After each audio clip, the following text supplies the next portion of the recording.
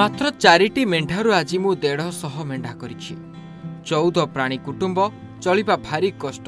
6 झियो को गोटे पुओ। ओएसिस फर्टिलिटी रे व्यक्तिगत एवं विज्ञान भित्तिक चिकित्सा सहित आपणकर सुस्थ शिशु को 69% सफलता हार रे रखंतु। बापा बोऊ भाई बोहू को मिसाई परिवार सदस्य संख्या 14 जन। पुओ को बाहर को पठाई किछि रोजगार करिबा पाई। से जाई एक मालिक पाखरे काम करुथला।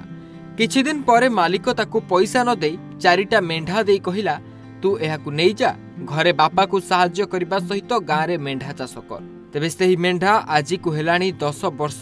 4टी मेंढारू 150 मेंढा करिछु। हाँ आज्ञा, किछि एभली ढंगरे निजर सफलता और संघर्ष पछर कहानी बखाड़ी बालिकुदा ब्लॉक अंतर्गत बंदर गाँर सफल चाषी शरद कांडी। 150 मेंढा मासक ना आम वर्ष को आम बिक्री कर धान दरबार सब खर्ची कर चाषबास ना आम आधे चलू इनकम 1 1.5 लाख हई परिवार 14 जन। खाली बापा पाई इंदिरा आवास 22,000 से मु पाइनी। बाहर जो टाइम रहूली से बाहर छाड़ी आज्ञा जिन 10-10 लाख कर। हाँ आज्ञा मासक टका हिसाब देखले आज्ञा 12-14,000 15,000 आज्ञा रोजगार हुए। वर्ष टका 1.5 लाख खंडे पाए। अबिका आज्ञा जंतु अच्छा आज्ञा 180 भी आज्ञा अच्छा। यह सहस्ते कहिसंते ना अच्छी सरकारी प्रोत्साहन ना लोन। मु किछि करिनी, मते किए सहाय्य करिवो। मेंढाटिए बिक्री करबाकू हेले अनुमति नेबाकू पड़े। मरी हजि गले मते देबाकू पड़िबो। हेले से जानि नाहंती चाषर उन्नति पाई सरकार विभिन्न योजना प्रणयन करुछंती।